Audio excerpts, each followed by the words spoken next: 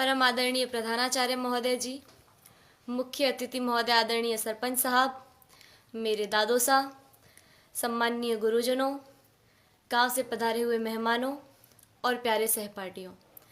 26 जनवरी को गणतंत्र दिवस के रूप में मनाया जाता है, ये तो हम सबको मालूम है। अब इस लोकतंत्र की राह पर चलते चलते हमारी शिक्षा व्यवस्था किस राह पर आकर खड़ी हो गई है, आज मैं उसके बारे में कुछ निवेदन करना चाहूँगी। हमारे देश में दो तरह की शिक्षा व्यवस्थाएं चल रही हैं, अमीरों के लिए अलग, गरीबों के लिए अलग। अमीरों के लिए प्राइवेट स्कूल, गरीबों के लिए सरकारी स्कूल।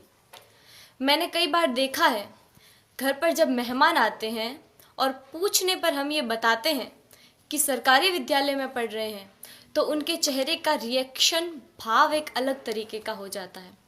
तब मुझे बड़ा दुख होता है। उन सभी लोगों से मैं ये निवेदन करना चाहूँगी कि आप बहुत बड़ी गलतफहमी में हैं, क्योंकि शिक्षा का जो स्रोत है, शिक्षा जहाँ से आती है, वो आदरणीय शिक्षक है। शिक्षा ऊंची बिल्डिंगों से, बड़े बड़े गार्डन से, अच्छी बसों में सफ़र करने से या एसी रूमों से शिक्षा नहीं आती है। शिक्षा आती है शिक्षकों से, और वहाँ पढ़ा रहे सभी शिक्षक राजस्थान सरकार या किसी भी सरकार द्वारा आयोजित शिक्षकों को चयनित करने की परीक्षा में असफल रहे हुए लोग हैं, जिनको सरकार ने शिक्षक बनाने से इनकार कर दिया है। वो सभी लोग वहाँ पढ़ा रहे हैं। हमारा सौभाग्य है कि हम जिस विद्यालय में पढ़ रहे हैं, वहाँ के शिक्षक राजस्थान सरकार द्वारा आयोजित शिक्षकों को चयनित करने की परीक्षा, जिसमें लाखों लोग भाग लेते हैं, उन लाखों लोगों में से चुने हुए शिक्षक हैं, जिनको राजस्थान सरकार ने शिक्षक बनने के योग्य समझा है।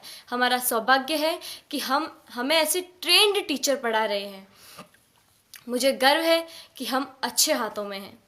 मेरे दादो सा आदरणीय जय सिंह जी देवल यहाँ विराजे हुए हैं, जो मुझे कभी कभी एक बात कहते हैं कि जितने भी IAS, RAS या सरकार के किसी भी उच्च पद पर लगे हुए ऑफिसरों में से ज़्यादातर ऑफिसर्स सरकारी विद्यालयों में पढ़े हुए हैं और सरकारी विद्यालयों से ही उत्तीर्ण हुए हैं।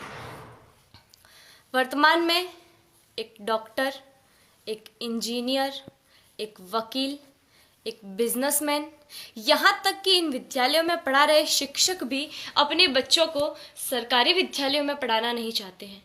आखिर क्या कारण है? इसका कारण है संसाधनों का अभाव। मैं आप गांव वालों से भी एक निवेदन करना चाहूँगी कि कहीं कोई गरबा हो, गणेश चतुर्थी हो, कोई आयोजन